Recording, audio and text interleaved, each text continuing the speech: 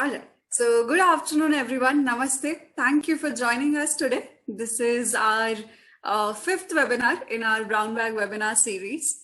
I see a lot of known names, so I can understand that you have joined in and attended all the four webinars before also. Thank you for all your cooperation with us. All the speakers that have been there before, thank you to all of them. And a big thank you also to our partner, Friedrich-Ebert-Stiftung India office for supporting us in organizing this webinar. With that, for today's webinar, we have our very dear Swarna ji, Dr. Swarna Rajagopalan. We'll talk a little more about it. We have one of our partner organizations to introduce her. Before going into that, I would like to remind all of you that the certificates will be provided if you attend all 5 webinars. And I hope all of you will have a great time today as well. I am looking forward to an exciting session today. With that, I would like to hand over to Vyomkesh ji. He is from our partner organization Patang that works in Odisha. Vyomkesh ji, over to you.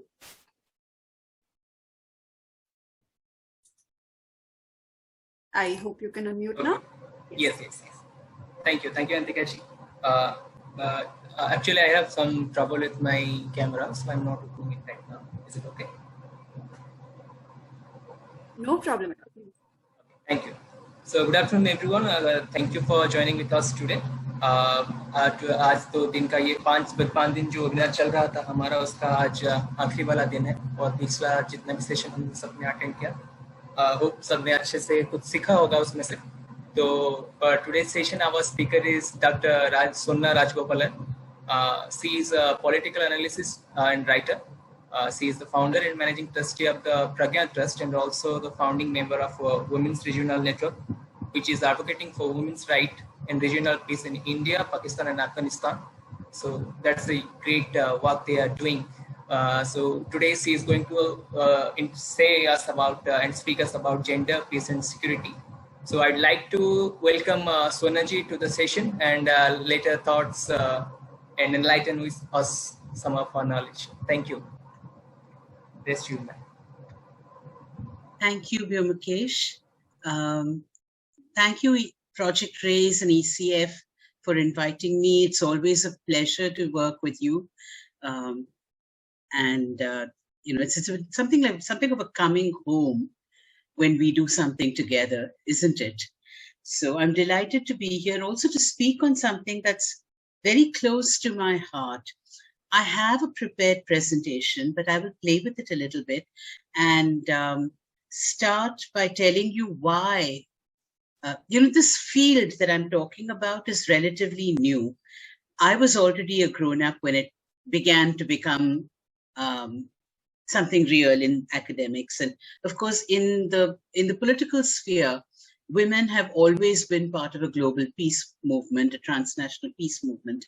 And so, Antika, before I go on, can you remove me as co-host? Because I keep getting told people are entering the waiting room. It's very distracting. Thank you. The first time I began to write on this, I think my thoughts crystallized on the question of women and peace. And in those days, we didn't use gender as much. When several of us gathered in Pakistan for a workshop on security, and in the day we would have seminars on non-proliferation, missile control, ballistic missiles, all of this, some very technical, some policy information. And then at night, people would just branch off into little groups. There were about 25 young people, all between 20 and 35. So you can imagine some people wandering off for chai, some people going for a walk, and some of us would just hang out, get lots of green tea and sit and chat all night. And in those conversations, the kinds of issues that we talked about, women, were distinctive. They had absolutely nothing to do with what we were studying through the day. So through the day, there was all of this security stuff that was outside. And in the night, when we talked, it was very personal. It was immediate. It was about everyday things. And there was, it seemed like there was no connection between the two. So why, if my primary concern is that I'm coming back late from class and I don't want to get molested on the way from the bus stop, then what is the connection between my concern and the Intercontinental Ballistic Missile Treaty? So this, the attempt to find one's way, you know, like you're blindfolded in a dark room, to find one's way, to find one's place in a conversation about security, was where some of my writing began. So now I've been doing this for about, I don't know, 25 years. So obviously my own thinking, my learning has been great in this journey. I haven't, now I need permission to screen share, please. So, you know, where I began and where I am are a little different, because each time I work with somebody else, whether, you know, Antika and I are doing a webinar together, she's coming to train, or Suhasini is working with us to do an Instagram campaign, I'm constantly learning, and that shows up in the story that I am constructing for you today. So I would say that the first, maybe in the earliest years, the only person who's heard some version of this is Christina. But this is a far cry from what I would have said in 2003. So I want to start really with this, because the starting question for all of us is, what is the connection between these three? Gender, peace, security, I mean, three completely unrelated words, right? So I want to make that connection, and this is some of the ground that we will cover. What are these words? What do they mean? How do you engender thinking about peace and security? Then I want to put the spotlight on three issues: the continuum of violence, which is something feminists talk about; militarization, which is a reality that we live with. It's like having a fungal infection or something. You don't really know till it's very late that you have it. And governance failures, which in the last year, we have seen how much they are a security issue. And finally, I want us to reflect on peace together. And I want to warn you up front, peace is one of my favorite words. There's something, you know, I do all sorts of things. In the course of a day, I do things that bore me. I do things that irritate me. I do things out of a sense of duty. I have a very large, I'm a firstborn. I have a very large sense of duty. But the thing that really holds my heart and that has held my heart for all of my life is this word peace. As a child, I used to say I wanted to grow up and make world peace, and I haven't grown up, but I still want to make world peace. So let's start with these key terms, okay? I know that you've been hearing about gender all week, so I won't linger over the first word. Just to review, gender is the ideas that we hold, that we nurture, that we perpetuate about individuals, their gender identity, what we expect them to be like and act like. Gender is a spectrum, right? We're no longer talking about boys and girls, men and women.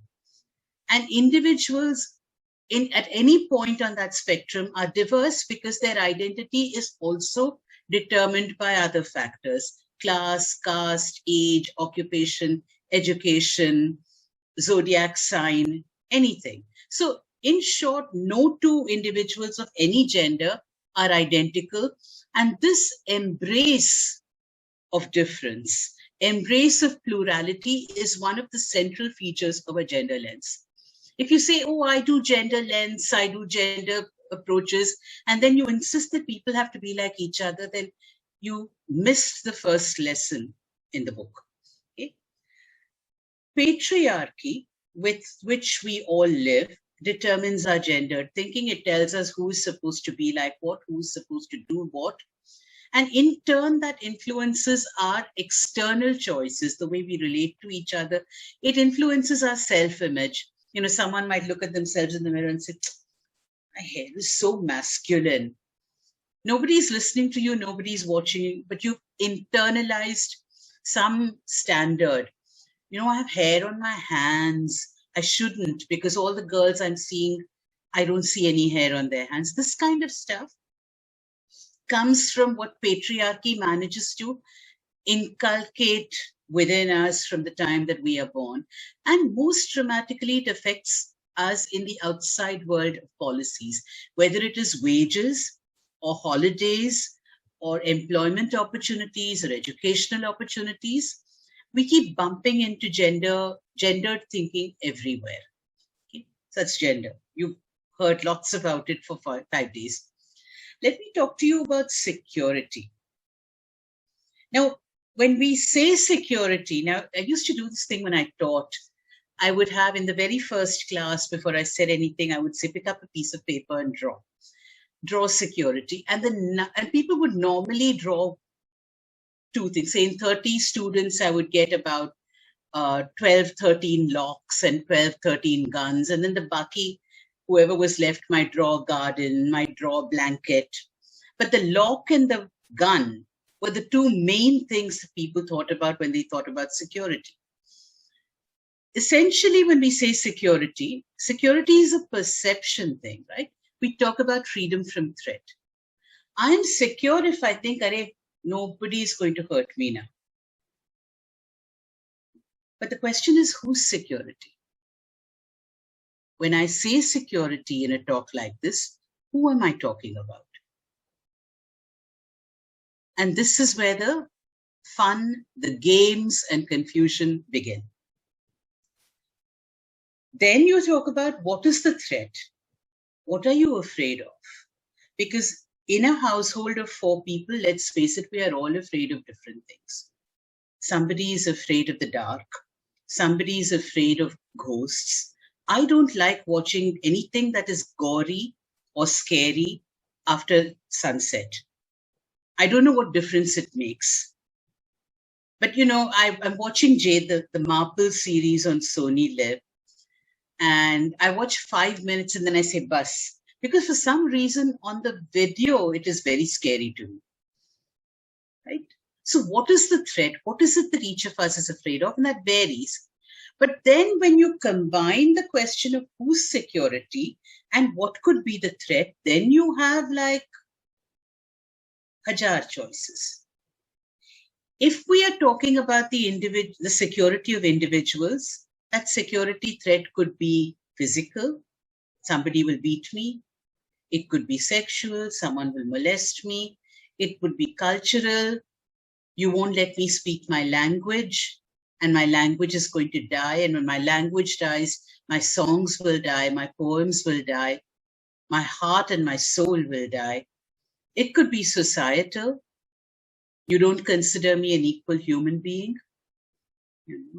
So even though I am in distress and God is supposed to be equally compassionate to everyone, you won't allow me to come into a temple. At the time when I need help the most, you won't allow me to ask for it. It could be economic, which a lot of us are facing in the pandemic.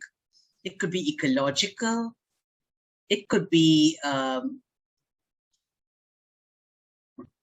I need to see my own slide. It could be public health, of course. No examples needed here.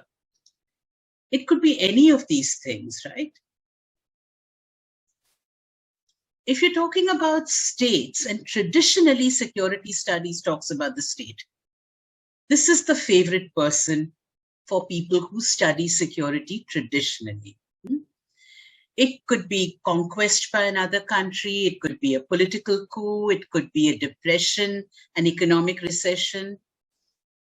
It could also be cultural, the fear of being taken over by one community, Hindi imposition, ecological. But then you take this up another level. You take it up to the level of the world, where you've erased all the borders, right? Now, when they burn crops in eastern and western Punjab every winter, Delhi, of course, famously has horrible air. But you know that this dusty air also finds its way to Kathmandu. So in so many ways, our experiences are one. We draw these lines and we pretend that they are not. So you can talk about individual security, state security, or national security, and then you can talk about security of all of us in the world. Because our lives are not in boxes. Our lives are not separate, right? So then we come to peace.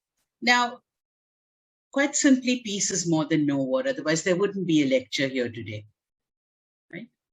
So over the years, there are many meanings we've teased out. And I have to tell you that, we come up with all this theoretical stuff. But we went to a school. We used to run a peace club. We went to the school and with 11-year-old children. And I said, what is peace? Thinking like, aha, I'm going to tell them this. And they all said, Miss, peace is a calm mind. And I thought, okay, that's how you make me completely redundant. This is supposed to be the end point. But what happens to us? We begin at this point, and then we complicate our analysis so much that we forget this point altogether. So it's about security, it's about freedom, equity, justice. It's also about being safe in a pandemic. It's about not having glaciers that melt and cascade into our oceans and inundate our coastal cities. Peace is how we live. Peace should be how we live. So that's the three main words that I need you to think about today. So how do you take this and engender it? How do you put a gender lens on peace and security issues? So I'm going to now mix up all of the levels of analysis, all of the reference of security. Aniki, whose security are we talking about? Whose peace are we talking about? Let's talk about gender and insecurity, very fundamental level. If you live in a society that does not see you, that sees everybody as being binary, male or female and heterosexual, and if you are not seen at all, if you are not seen and you don't exist, are you secure? No. Fundamental insecurity is living, existing, breathing, feeling, experiencing, but not being seen. Then people see you, but they have already judged you. They've already decided how you are, who you are, what you think, what you will do. And they have a hierarchy of who matters and who doesn't matter. Among men, these men matter. Among women, these women matter. And all these intersectional factors will further sort out people and create a hierarchy based on which we will discriminate against each other. And we will, in subtle and overt ways, tell each other, you matter, you don't matter. I matter here, you don't matter there. And when our expressions, when our subtle discriminations, when our structural discriminations don't work, we use violence, right? So a girl going to college has a boy calling out to her and singing after her, and she doesn't respond, or she glares at him and she keeps going away. Just the temerity not to respond to his catcalls. I'm going to use that word now. He's calling out to her. He's saying, I'm attracted to you. I want you to pay attention to me, but she doesn't. How do you show her that it is not her place to exercise choice? You perform an act of violence. Maybe you pinch her, maybe you stalk her, maybe you stand in her path, maybe you throw acid on her. You say, I'm the boss here. In this hierarchical, unequal world, I am more important. My desire and my decision count for more than yours. And therefore, let me show you who's boss. And that's also a carefully chosen action. And when I do that, And when I am high on that totem pole of social hierarchies, what will you do to me? It's my father's country, quite literally. You can't do anything. So then we move from this individual level, individual insecure interactions, to playing these out in a social mode. So in a riot, for example, it's the same quality of, let me show you who owns this town. Ye mohalla mera hai. Agar mujhe jalana hai, to main jalaungi. Kya kar loge? Who has proof that I am the one that committed arson in this neighborhood? So the same cycles of violence keep going up. Goes up to the national state level. The habit of violence is on that spectrum. We are okay with it here. We will be okay with it there. We are okay with it there. It will trickle down. Nothing else trickles down. Not freedom, not prosperity, not justice. But violence will go in both directions, reinforcing itself. So what do we mean by the gendered experience of insecurity? We talk about the spectrum of violence. A society that tolerates molestation among college children will also tolerate violence by security forces. Militarization is a deeply gendered experience. In a deeply militarized society, disappearances happen. Who gets disappeared more? Men. Who gets displaced or raped more? Women. And I'm using more because it happens to both genders. It happens to all genders. Displacement is predominantly a women and children experience because men are recruited forcibly or otherwise. Men are killed, men are hurt, men are disappeared. Land alienation affects both genders in different ways. When lands are acquired for predatory development, then men sometimes are able to go away to a city or go somewhere else and find work, but women are left to fend for themselves and their families in the area, but without the land where they might have cultivated trees or fruit or, paan ke patte, whatever it was. Ecological destruction has gendered consequences. Let's talk about civil rights and liberties. It's also a source of insecurity. If you cannot speak your mind, the consequences are different for men and women. When men who work for human rights speak out, they are imprisoned, they are dragged up. But when women do, the consequences are for the whole family. You cannot evacuate a single woman out of somewhere. You have to then think about, she will think about her children. She will think about dependent parents because that is the socialization that they both receive. Governance failures, the impact of the pandemic. Every day there are 4 webinars on the gendered impact of the COVID pandemic. What is the pandemic? I mean, many years ago we said disasters are not natural, right? They are governance failures.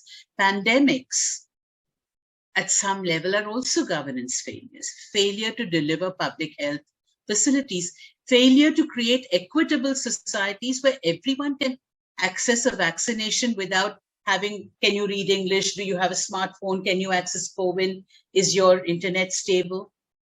If your government has failed to provide such a society, then your experience of insecurity, this is not esoteric, it is not theoretical, it is immediate, it is life and death. Some people could somehow procure oxygen cylinders, but how many, even in middle-class families, how many people could afford lakhs and lakhs for an oxygen cylinder? Not possible.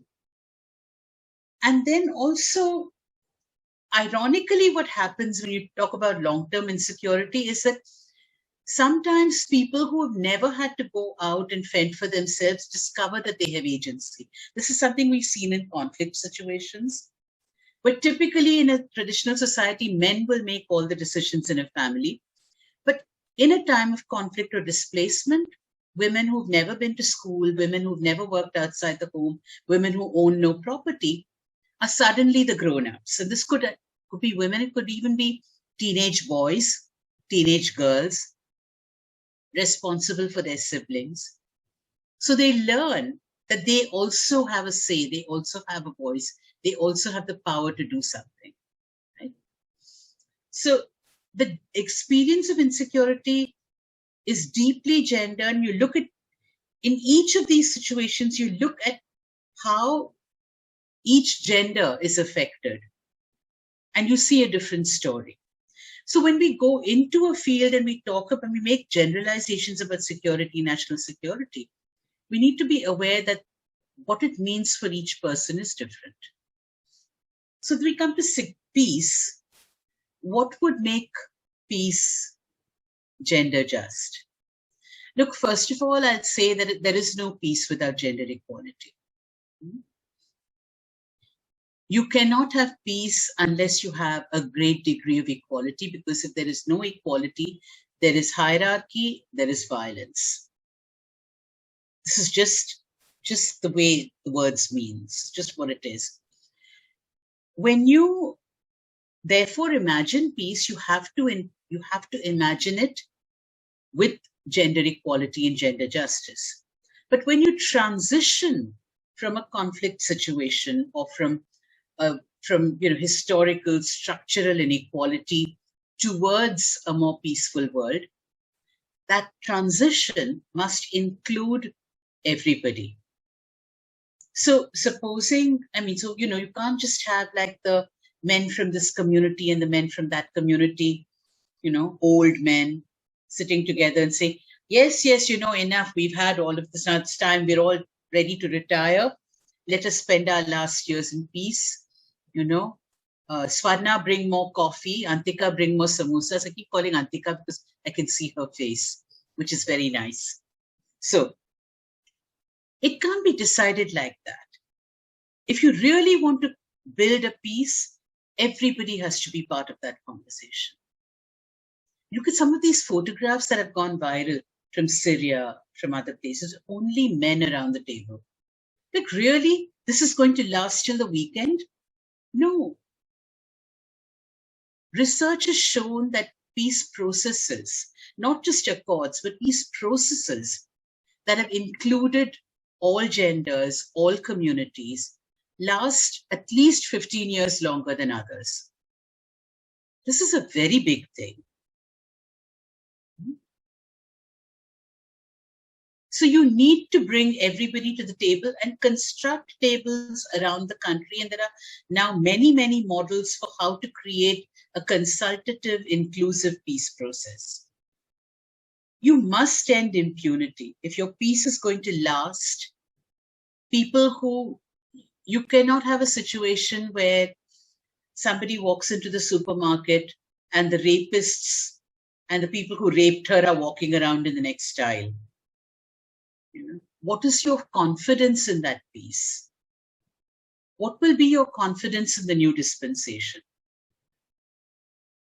Your transitional justice processes, where you do fact-finding or you do a reconciliation commission, must be gender sensitive, meaning there must be men, women, and others on those panels.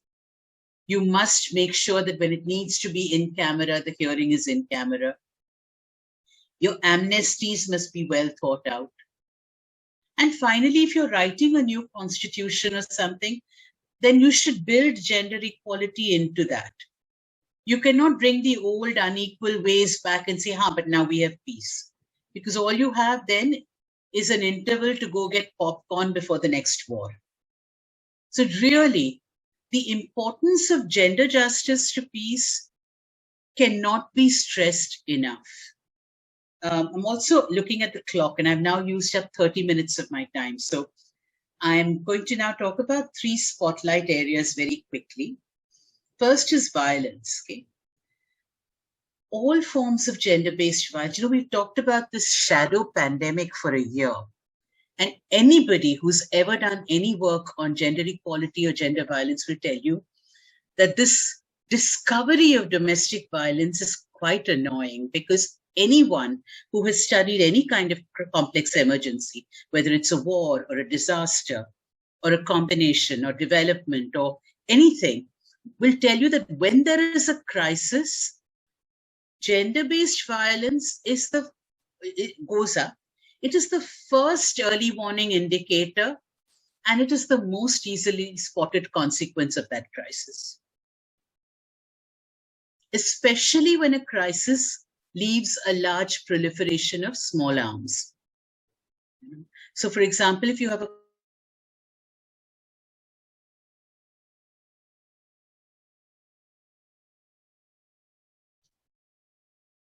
oh, why did that happen? I didn't move my cursor. I have no idea, but I'm sorry.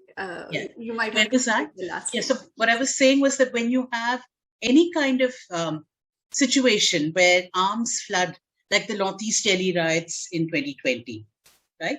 What happened? Suddenly from outside Delhi, lots and lots of country-made guns arrived in the city and people were shooting away. Now, what happened to the guns after the violence ended? The guns are still around. The guns are around in a situation of lockdown. So that means they're sitting in people's houses. Now imagine that some of those houses, 1 in 3 women experience violence in their lives, right? So you're just mad with people in your house and just feeling like, they're all evil, they're all horrible, or you are the best and you are so put upon, and your gun is just right there next to the TV remote, or maybe a little further. This connection between violence outside the home, insecurity outside the home, and insecurity within the home is something feminists have always known. We're now filling in anecdotal and life experience-based insights. We're filling it in with empirical research. But if you are talking about gender, peace, security, and if you are working in the area of gender equality, which most of you are, the spectrum of violence is something you have to remember, because violence does not happen. The violence that happens to a child in a school is not separate from the violence that happens under army occupation, that happens during a riot, that happens in custody, that happens on a public bus or train. It is the same. You tolerate one and you open the door to the other.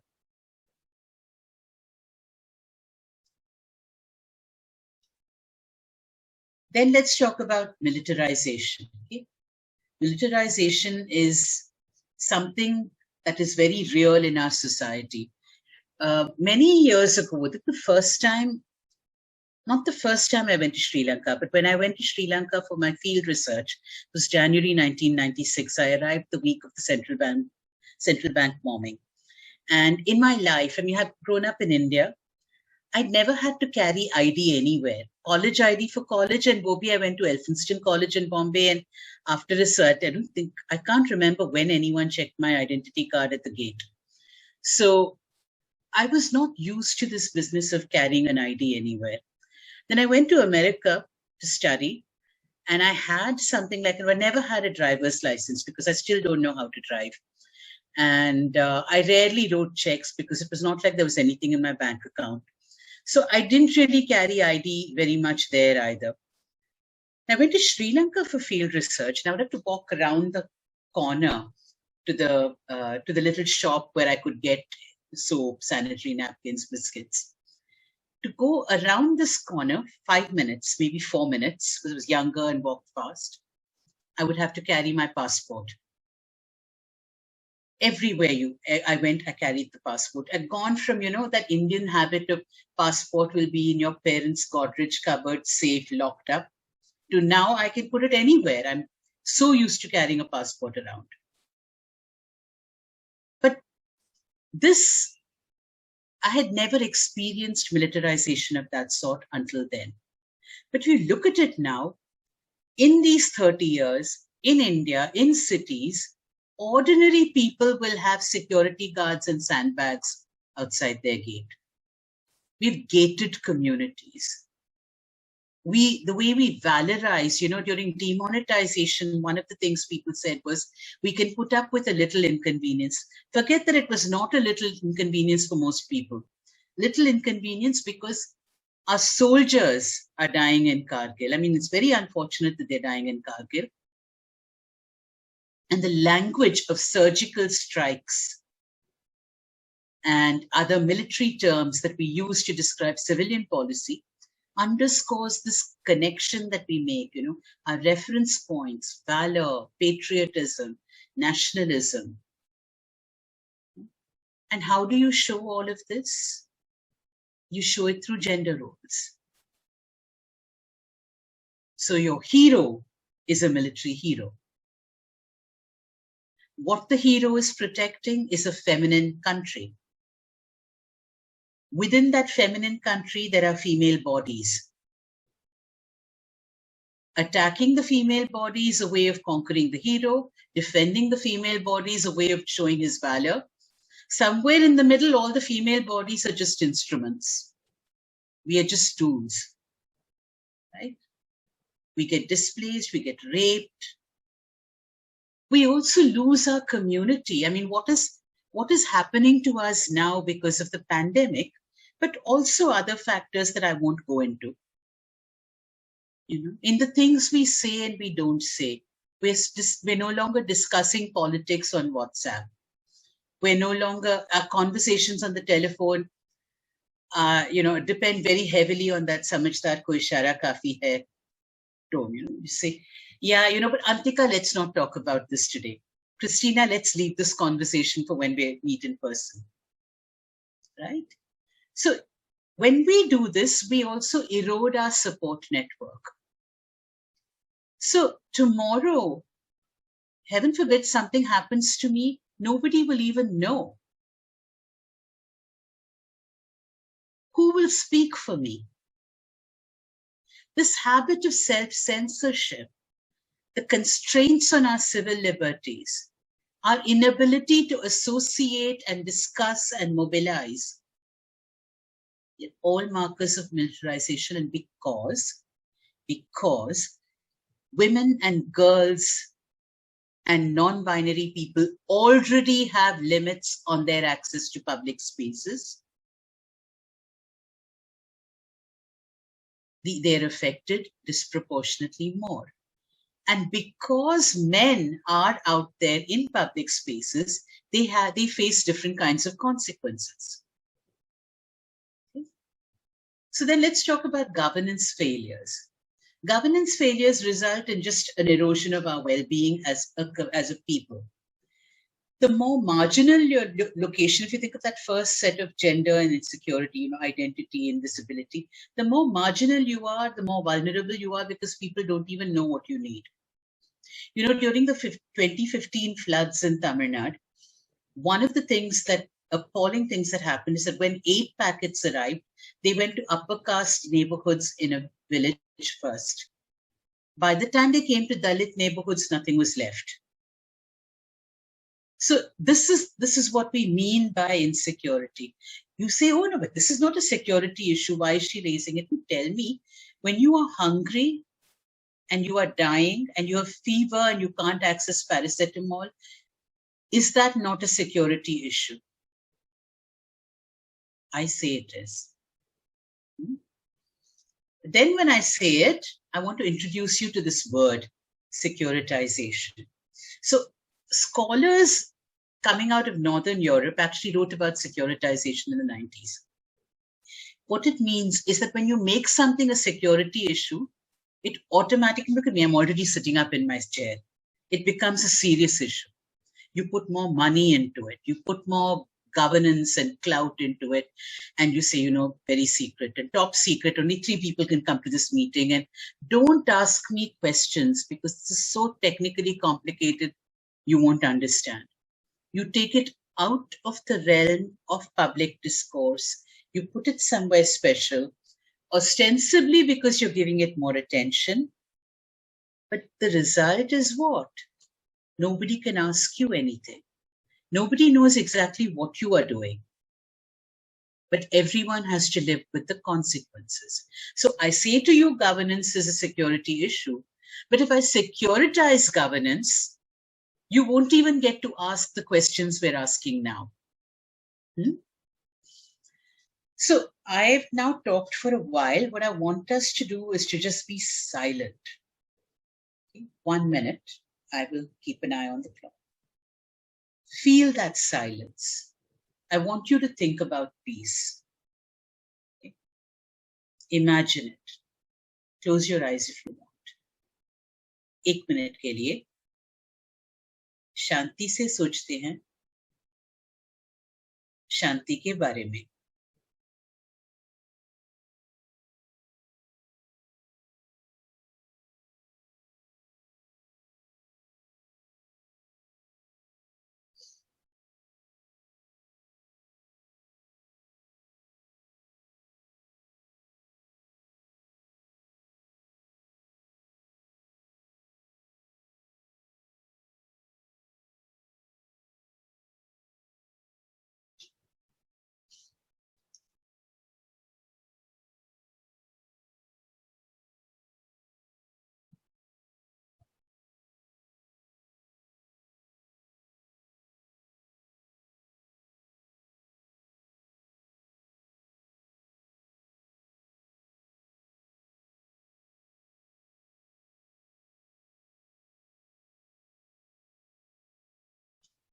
चलिए.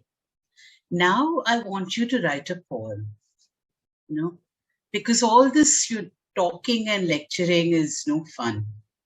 So I want you to write a poem, any kind of poem, in your language, whatever you, or a mix of languages, whatever you feel like. Just small, 4 or 5 lines. If it was English, I would say make it acrostic. So P ke liye 1 line, E ke liye 1 line, A ke liye 1 line, C, E, whatever. Make the connection between gender and peace and put your poem in the chat box.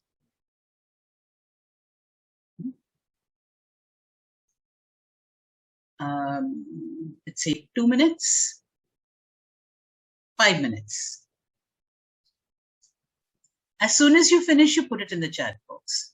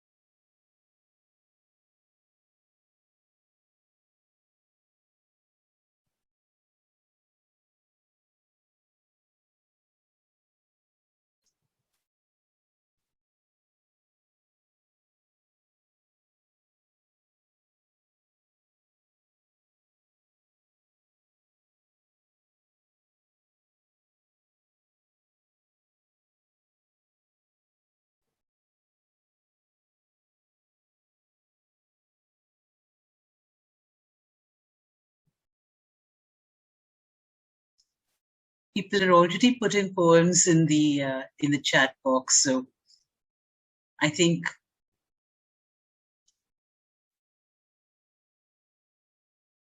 we're getting ready for a Kavi Sammelan here.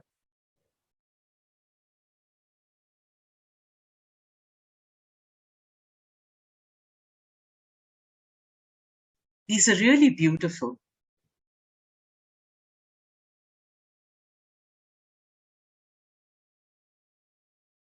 Suhasini, Project Raise and Prajnya should put these together on our Insta page. What do you say? Absolutely, absolutely. I'm making a note of the poems as we speak. Yeah. Beautiful poems. So if you're okay with your poem being used, let us know. These are lovely. Some are spread over many messages. So I'm going to try and put them together.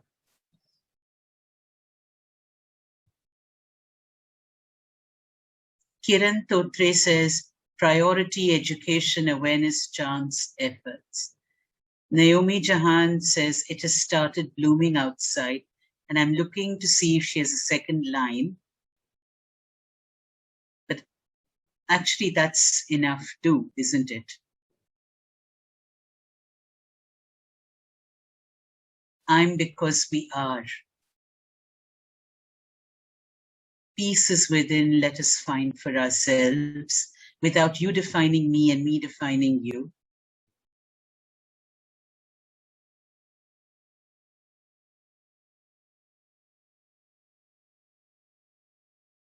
Abhilasha says, passion of empathy for all beings on earth, catering to lives flourishing and empowering all genders alike. Peace is eternity. तुम्हारी आंख है दर्द से उमड़ता हुआ समंदर, Manish Kumar writes. जितनी जल्दी हो सके, जितनी जल्दी हो ये दुनिया बदल देनी चाहिए. बिल्कुल. Hema Kumari writes, will you listen to me when I say I am hurt? Will you listen to me when I say I am broken? And Suhasini, walking down a marketplace, no need to pick up the pace, no one following me, no eyes at the back of my head, only dreams for the path ahead. Harish Sadani, peace, protecting rights, sending fear, allying with like-minded groups, co-creating safe spaces, ending violence. Shilpa writes, ऐसा हो मेरा वतन, अमन रहे हर किसी के संग, जिंदगी खुशहाल हो, दिल में सबके लिए प्यार हो, इंसान को इंसान माना जाए, नर नारी में ना भेद किया जाए. जाह्नवी, मनाला शांती मिळेल जेव्हा, असमानता ही संपूर्ण जाईल, लिंग भेदभाव हरेल तेव्हा, हा माझा देश खऱ्या अर्थाने सुखी होईल. Kiran Devtiya says, as I sit on the pedestal of the heart, with my eyes closed and open heart, with peace around and chatter of people, with me, myself, allowed to stay as long as I wish to be there, with no clock ticking on my head or no fear of being judged. Why do I sit there?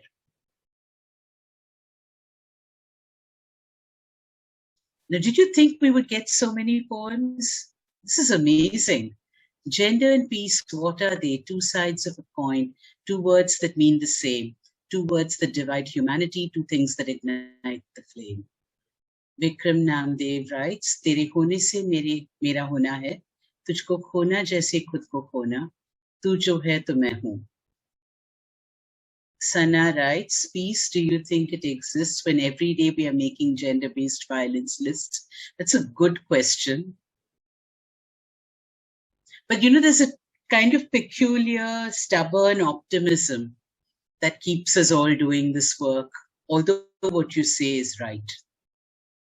Wishing a real happy day to myself as now I am free from the shackles of society and barbarous men. That's Anju Sharma. Amina Begum, freedom की खुशी मिलती है समानता से, अंदर की खुशी मिलती है अपनापन से, तराजू की तौल जब समान होते हैं, जिनकी खुशी जीने की खुशी दुगनी हो जाती है. Naomi Jahan, it has started blooming outside in the rest of the poem, and yet it is still winter in my home, in my heart. Yet it is blooming, and I gaze at it from my windows. I catch my neighbor's eyes, and we know nothing ever lasts. Michelle, I wish I was a bird. I wish I could fly in peace. I wish for you to stop shooting me down. I wish to cherish every soul and die without any fight. Will you take over from me for a bit, Antika, and read? Sure. Because they are coming as I read. Yes. I stopped at, so you to read Susmit. Yes. So Susmit has shared, peace is the white, gender is colorful. Humans are grey and should accept all the colors to becoming more white. Anju has said, peace will lie only when individuals are treated as an individual. Savita ji has shared, सारे जहां से अच्छा हिंदुस्तान हमारा, ना हो बेटा बेटी का फर्क, ऐसा जहां हो हमारा. Sachin has shared, सब लोग एक समान रख कर रहे, कोई धर्म जात के नाम पर झगड़ा ना हो. सब लोग इस दुनिया में सच्ची सादगी से जिए, ऐसी खुशी अपना सफर करे. Manoj ji has shared, girl on fire, coax the flames, crave the burn, the world needs your light. Wow. So essentially, the thing is that this, you don't really need a lecture on peace. You know, we all have an understanding in our hearts of what it means to us and what it represents to us, and how much we crave it, whether it is in our homes or in our minds or in the world outside. And if a talk like this can just remind you that you already know all this, that there's nothing new about it. You know, we come to things now thinking that there is a certain vocabulary and a theory and a framework and something out there that we have to know. But the most important things you need to know, whether they are about gender equality or gender transformation or peace or security, are already inside you. You know, sometimes each of us in our journeys, we stumble thinking, oh, I don't know, and I never studied this, so I haven't studied women's studies, I don't know the vocabulary. The vocabulary doesn't matter. The intention matters.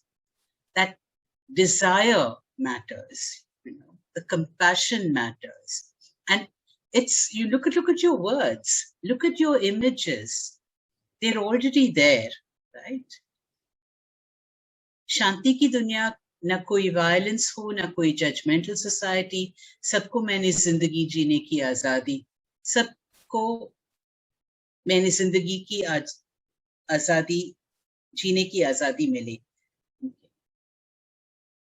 That sense is what I would say we all need to nurture in our activism, in our everyday life, and anything else that we do.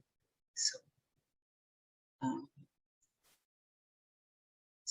I'm happy to chit-chat with you for a bit. I think there was a question about Godra earlier. Jahnavi, aapne pucha tha shayad. What is your opinion about Godra?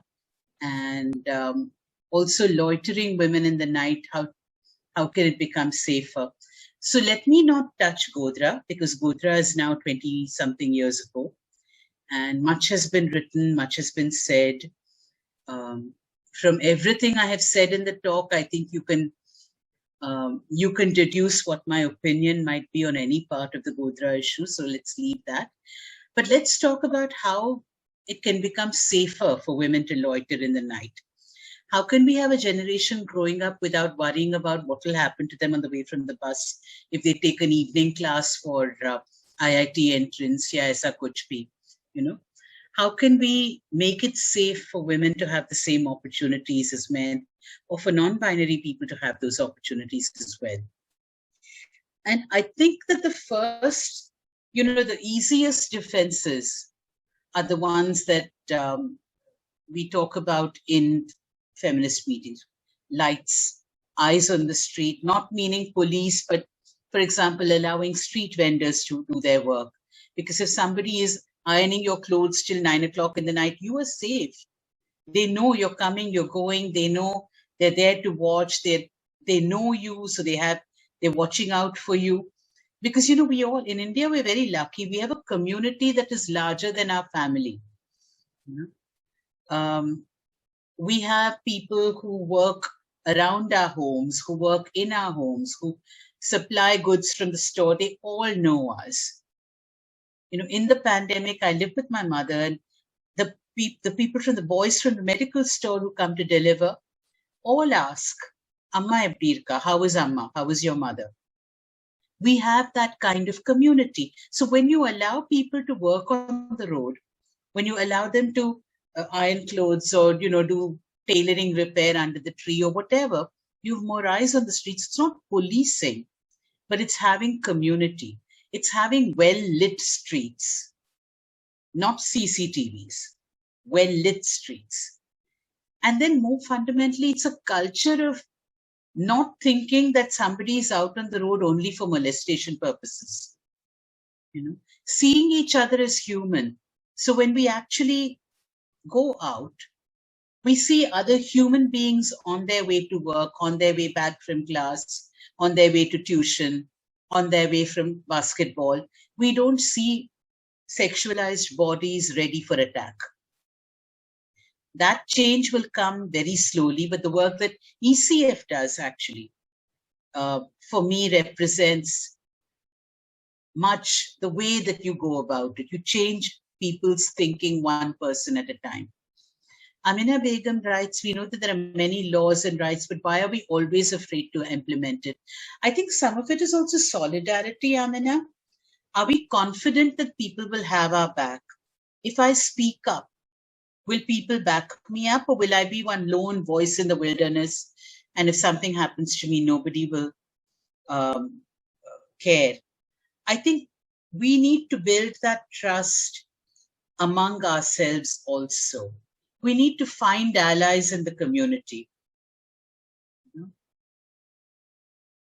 That's really important. We need to teach each other how to do that.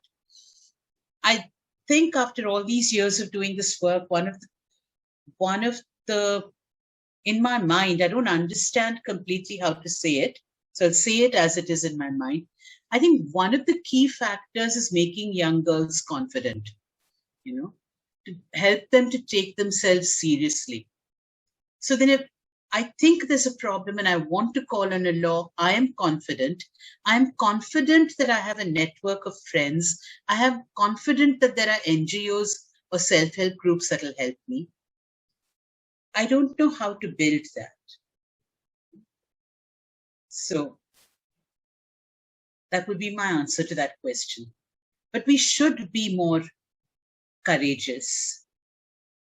And that courage will come from each other, from identifying each other as allies and friends and sources of support.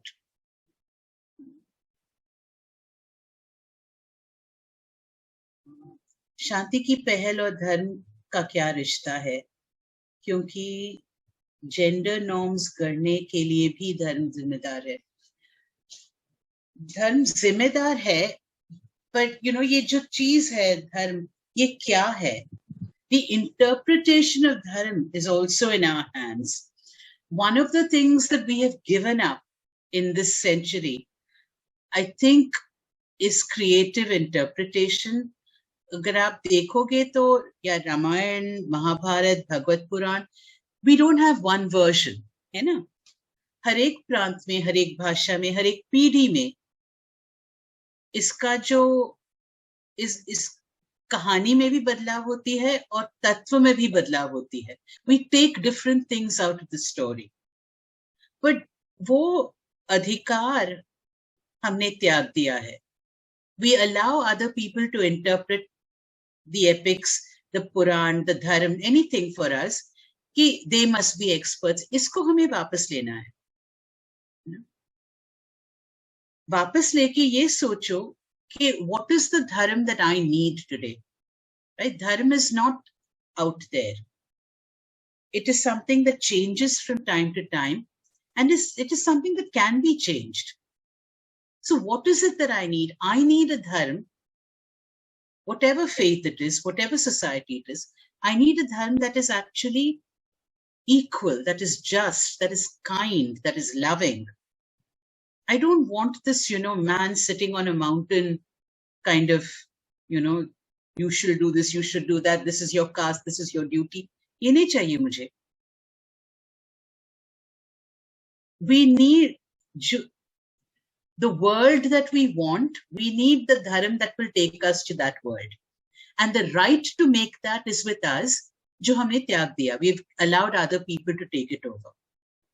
So शांति की पहल, जहां हम इस तरह से सोचते हैं धर्म के बारे में, जहां धार्मिक का अर्थ ये होता है कि हमारे जीवन कैसे सुधरे, तो then शांति की पहल आ जाती है, because we can't possibly be fighting with each other when we are thinking about each other with empathy and compassion. जब हमारे दिल में सद्भावना की आदत हो, तो you cannot think badly of other people, I think. So I think that that's something that we need to take back. And yes, that's also true for gender norms. You can either say कि Sita was, beautiful and like a good Pativrata wife, she went with Ram to the forest. And you can say, Sita said, I also want to have an adventure. I want to choose whether to stay here or to go there. You can't make a decision for me. So जो लफ्ज़ आप सीता के मुंह में डालते हो, your choice is made right there. So I think that this power that we have to make any tradition what we need, make any heritage, any faith, any culture what we need, we give up very easily. We think that it doesn't matter. But we need to claim it and use it. Harish Sadani responds, Dharam Chikitsa, the word befittingly practiced by Dr. Ambedkar, has been forgotten. People don't want to critique the religious texts. They don't want to. They also feel that they will somehow be censored for it, or criticized for it, or ostracized for it. And I think that those of us who have the privilege to criticize the texts, or to engage with them, or to play with them, should do it. Our response to, I'm going to use the word fundamentalist in an academic way, meaning people who want to take anything and make it 5 simple points and nothing else.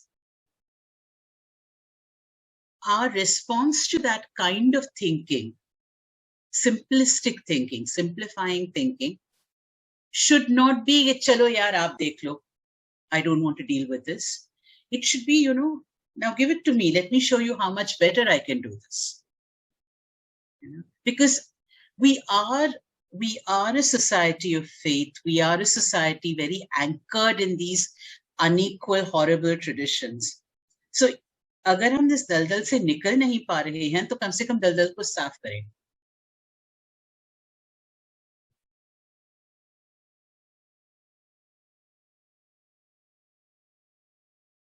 Vyomkesh ji, the time has come. Let's join our hands. Come on, come forward towards a peaceful world. That's a good ending line. Yes.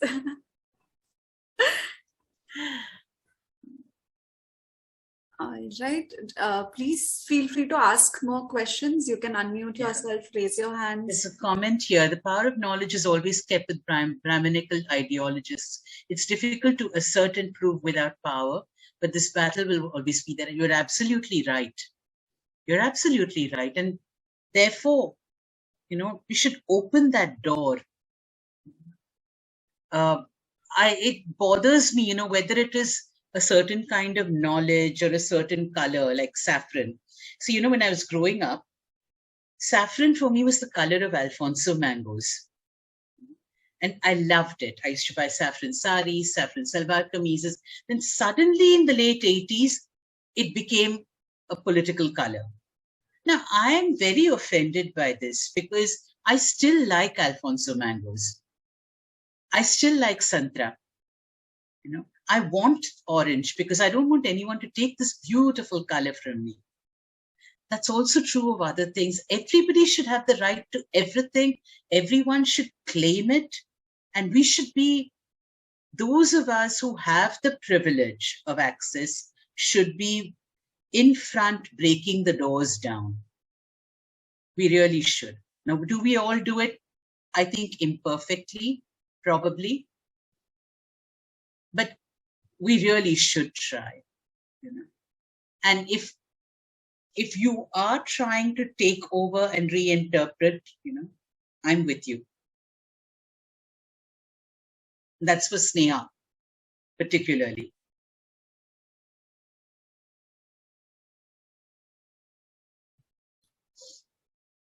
All right. So do we have any more questions? Please keep your questions coming in. Swarna ji, if you would like to discuss something else also, that would also be good. I think it's important to know that we have traditionally done a lot of work in this area. It's not like these are new issues or new struggles. What has changed is actually that we now have academic writing on this. But these are all old issues. These are old arguments, old polemics, and peace movements around the world have been going strong for hundreds of years. So we just join with that flow. We're not starting anything. Amina ji, would you want to unmute and ask or speak? Yes, ma'am. जैसे कि हम बाकी जितने भी webinar attend किए, एक सब कुछ मैस्कुलिनिटी हो गया, जेंडर हुआ, सब एक हम लोग प्रॉब्लम के बारे में डिस्कस करते हैं, लेकिन आज हम इसका सोल्यूशन पीस, मैं भी फर्स्ट देख के सरप्राइज हुई कि जेंडर के साथ पीस का क्या रिश्ता है. तो जैसे कि आप बहुत अच्छे से समझाए, लेकिन जैसा मेरे लाइफ में जब मैं 15 साल की थी तब मुझे पता चला जेंडर क्या है आफ्टर जॉइनिंग द पतंग. तो उस समय से मेरा आज तक एक पीस तो छोड़िए, एक जंग शुरू हो गया है जिंदगी के साथ कि हर जहां भी जाओ, जो भी एज में जाओ, किसी भी के साथ रहो, जेंडर का कॉन्फ्लिक्ट है. लेकिन आज इस सेशन के साथ मुझे थैंक यू बोलना चाहिए कि पीस क्या है जेंडर के साथ, वो मुझे जानने को मिला. Thank you ma'am. Thank you. Actually आपकी शुरुआत मेरी शुरुआत से बहुत पहले हुई. आई थिंक कि शायद जेंडर शब्द का इस्तेमाल मैंने अपने 40s में करना शुरू किया, और मैंने कभी जेंडर स्टडीज नहीं पढ़ा, एंड आई एम नॉट, मैंने कोई ऐसे एनजीओ में काम नहीं किया. तो for me I am learning from all of you. हर बार जब मैं ऐसे सेशन में आती हूँ तो उसके लिए मैं काफी सारा प्रेपरेशन करती हूँ, और अंतिका जैसे मेरे जूनियर कलीग्स को फोन करके या ईमेल करके पूछती हूँ कि what does this word mean. तो आपकी शुरुआत इतनी पहले से हुई है कि आप बहुत आगे इस क्रांति को ले जाओगे. हम सब जो है, अभी हमारा रिटायरमेंट का टाइम आने वाला है, so I am very excited about that also. But करने को इतना सब कुछ है, and I am so glad कि आपको ये सेशन अच्छा लगा. एंड आई रियली वांट कि हम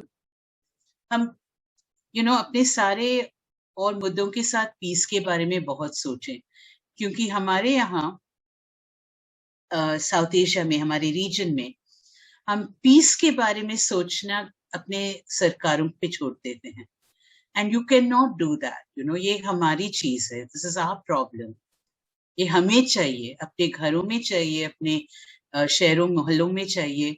we don't want it to be कि कोई दिल्ली में बैठा है और वो सोच रहा है जंग के बारे में या अमन के बारे में. This is our problem. So I want us to own it, So thank you, Amina. And we have a new poem here. Also from Naomi. Inner and outer, it was in gender lovely. Tell me, girl, what do you want to shout at the world? You scream at injustice, at violence, but only the loudness of your voice is heard. Tell me where your heart broke and when you wanted to stand up and yet remained still. Tell me, what are you angry at and what is this fury for? It may lead to passion, be the fuel of your perseverance, but see how it feeds your frustration. Hey girl, come closer and lay down your arms. Peace is a good cause, but emerges from the soul. If you keep on crying out, it is only your breath that you will vanquish. So get closer and stand on your bank. Observe within and feel the movement. Change is there. Your river will only flow down.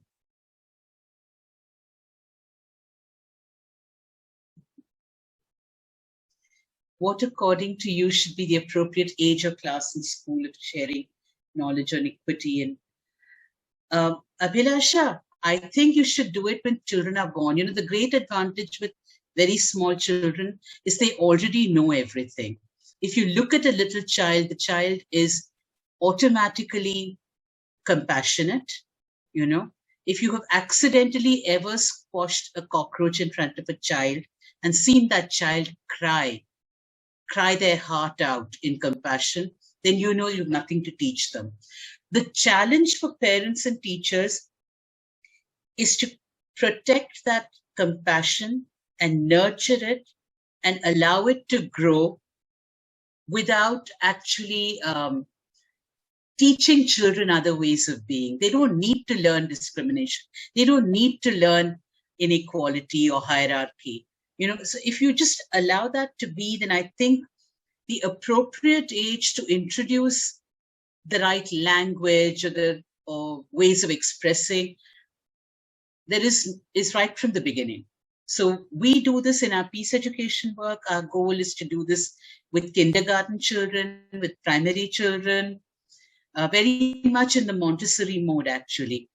And you're never too young. You're never too young, and you're at an advantage if this starts early because you already knew everything anyway. Thank you, Damayanti. And Manish Kumar, आपका सवाल है, घर परिवार में जितने भी लड़कियां और औरतों के लिए व्रत में हो हैं, वो धर्म जातिगत है और जो जेंडरगत भेदभाव को स्थापित करते हैं। और तो और घर और धार्मिक संस्थाओं में भी पुरुष की तो बिना औरतों के बराबर सहभागिता से घर और बाहर में शांति किस तरह हो पाएगी? नहीं हो पाएगी। इसका एक छोटा आंसर है, without them there will be no peace. And you're right, men control institutions. So actually इसका हल है. There are people, अगर आप steps को देखोगे पुदुकोट्टई में, Sharifa has started her own masjid. They do their own, there is a community center for Muslim women in that area. They do their own conflict resolution. So there are people like that. There are Hindu women priests now. There are satsangs that are all women satsangs, which also in their own way, on their own level, function like SHGs. They're also a support group for women who come there. So invisibly, subtly, there are ways to change from within the tradition, but हम उन्हें खोजते नहीं और सराहते नहीं हैं. And yes, सारे व्रत लड़कियों के, you know, मैं बहुत सोचती थी इसके बारे में. जब मैं बहुत छोटी थी, हमारे घर में सारे पूजा व्रत हुआ करते थे. And व्रत तो नहीं रखते थे, but पूजा होती थी. So, और हमारे पास, we used to be told कि आजा पूजा में बैठ जाओ, आपके अच्छे मार्क निकलेंगे एग्जाम में. तो बहुत साल तक, कॉलेज तक, हमें इतने मूर्ख थे कि कॉलेज तक हमें पता नहीं था कि ये व्रत, you know, it was like आ करवा चौथ, because nobody ever told us that. Everything was for good marks in school. So to find out, when I found out, I was very scandalized. I said कि ये कैसी बात है that, you know, all these women are doing puja and vrat and everything. And then I thought about it some more. You take the direction of violence against women, right? I mean, ज़्यादातर औरतों के साथ होता है, तो no wonder women have to pray a lot more, you know, कि मुझे बचाओ इस मुसीबत से.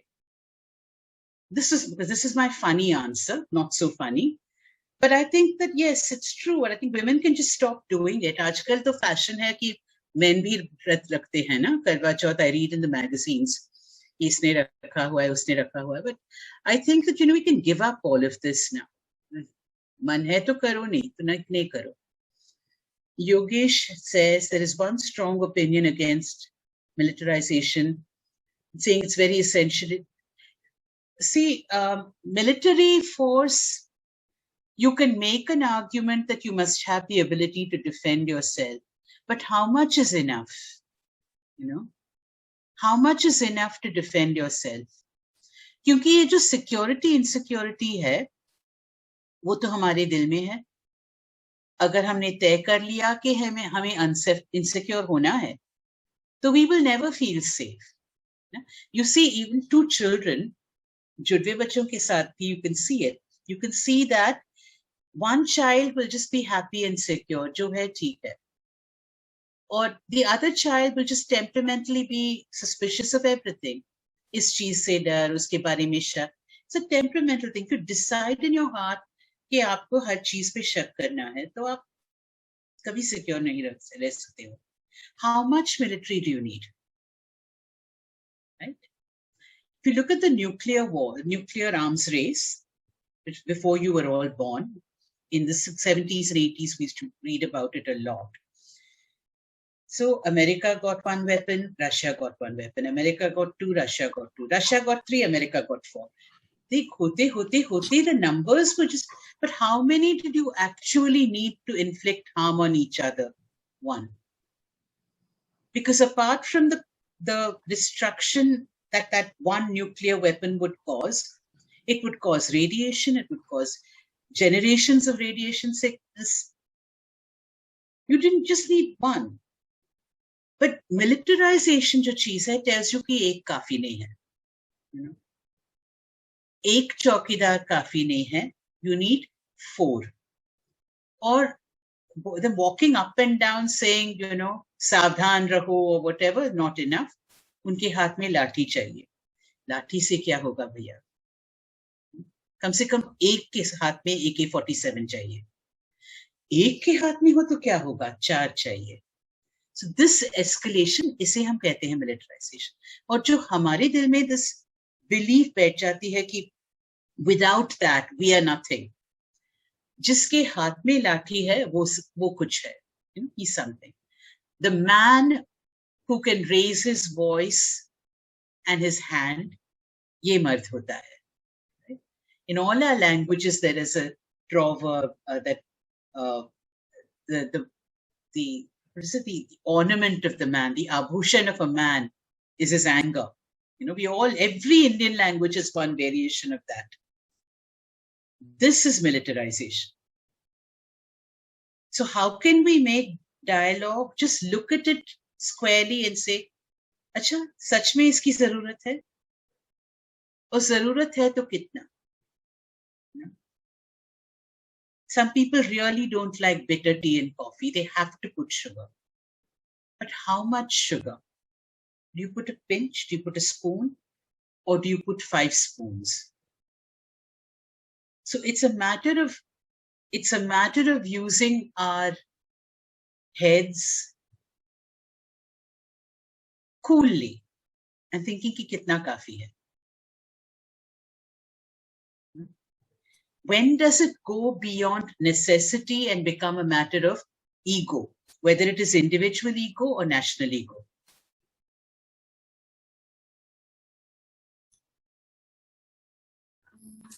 Okay, so do we have any more questions coming in?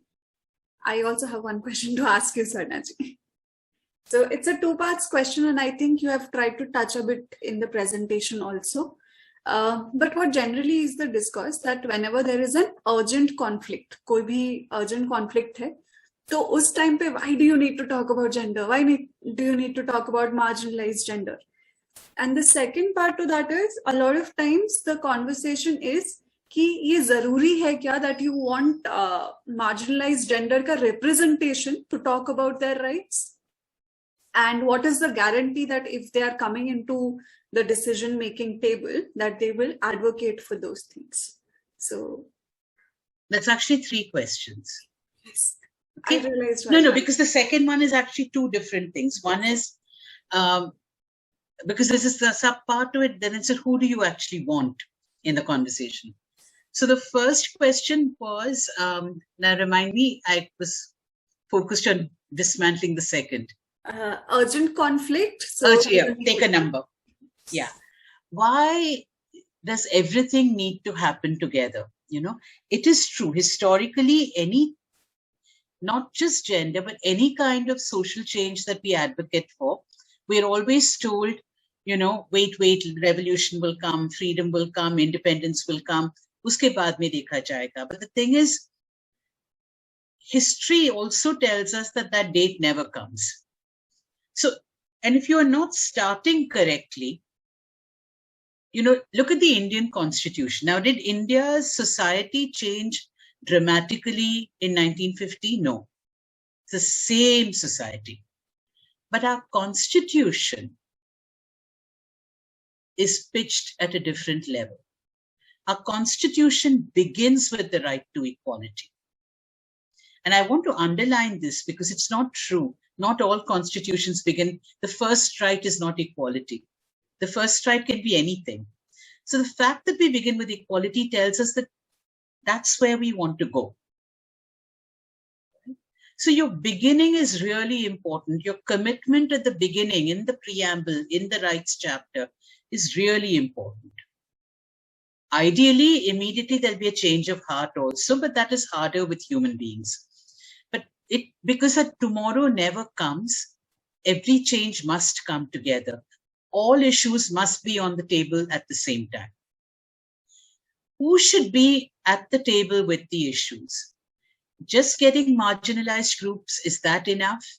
No, you're right, because not everyone thinks the same way. And sometimes the cost of being at the table is paid by agreeing with the establishment. So it's also important to make sure that those who think differently, and I'm going to give you an answer that you don't expect, I think, those who think differently must also want to be at the table. But hota hai kya? Revolutionary, radical, progressive, they will say, no, government is very bad, establishment is very bad, bureaucracy is very bad, but I am too good for it. So if I will not be willing to be in government, if I will not be willing to be the person who is compromised by being at that table and in those consultations, a part of that process of change, I cannot then say the person who is there is not good enough. Main kahan thi? Right? So I think there are lots of young people here. I want to say, you are invested in social change, you are invested in a better world. Don't hang back. If politics opens, enter. Because then we have a chance of having better people at the table. I seem to have 2 questions here. One is from Arunima. Security and militarization also builds the idea of the other and protection from the other. And unfortunately, the marginalized are already disadvantaged. They are the other. That's true. That's true. That's also a reason to be cautious about security and militarization and to be mindful about the ways in which we use language and we call on these rhetorics. And Janavi, I'm glad you enjoyed the session.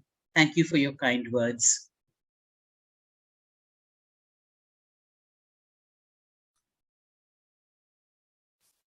All right. So thank you, Swarnaji, for patiently answering all our questions. And more for the poems, I did not expect those poems to come in and how beautiful they were. Weren't they so lovely? Suhasini, you have them now. You're recording, they'll be on your chat transcript. Yes. Yes, I've already made a note of it. Wonderful. So again, thank you so much, Swarnaji, for doing this. I did not have a single dull moment in the last 1.5 hours. I'm glad. So because I'm sure you haven't eaten lunch. Yes. And I was ready with my pen and paper to take notes. So thank you for this session. It was wonderful. And thank you to all the participants who joined in today. We were at 80+. And thank you for listening to us patiently, for joining for all the 5 days, actually. A lot of you were there. So thank you for doing that. We will be looking at the attendance and sharing the certificates via email. So moving towards the thank you note, I would like to invite Jyoti Raval from our partners FES India for the thank you note. Jyoti, are you there? Yes. Hi, good afternoon, everyone. Thank you so much. Was a pleasure being here and listening to you, Swarna. So it's, as Antika rightly said, there was not a dull moment. I'm so glad we could be part of this brown bag webinar series, which was organized together with ECF. And we've had discussions on gender, feminism, and social justice, deconstructing gender, masculinity and power, sexuality. And today, in a very befitting way, all-encompassing talk by Swarna on gender and peace and security. I mean, the domain peace and security is perceived to be very masculine, and how beautifully Swarna deconstructed it for us, and threw spotlight on the intersection of these issues. So thank you so much for that, Swarna. I'll briefly, this is brown bag lunch webinar series, so I will not be speaking too much and hold you from your lunchtime. Just very quickly, I'll say a few words about the foundation I represent, Friedrich-Ebert Foundation, which is a German foundation dedicated to the principles of peace, Swarna, your favorite word, peace, solidarity, and social justice.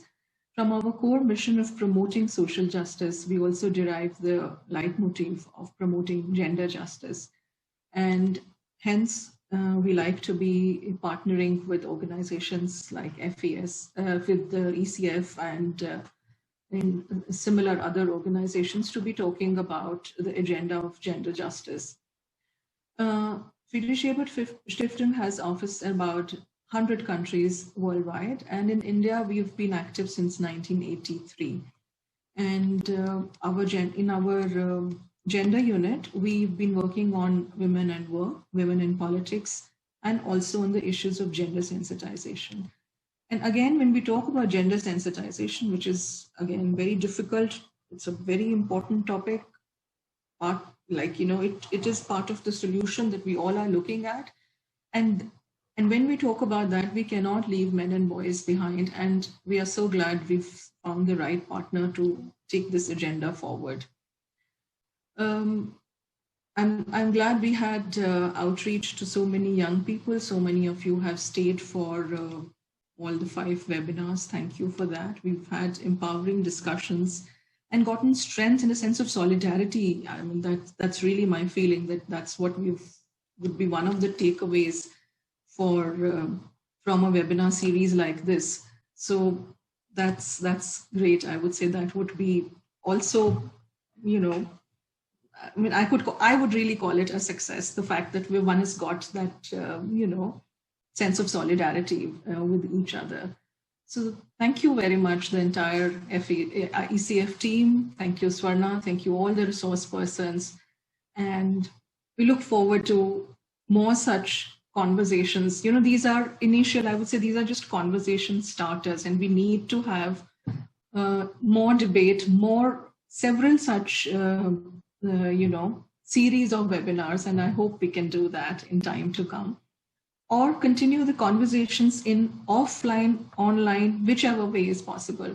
The continuity of engaging with these topics is what is significant. So thank you. Good afternoon to all of you. Enjoy your lunch. I hand over back to Antika. Thank you so much, Jyoti, and thank you, Swarnaji, again. We will be sharing your certificates, participation certificates, plus we will also be sharing a feedback form. Please take 2 minutes to share your experience with us. With this, we can end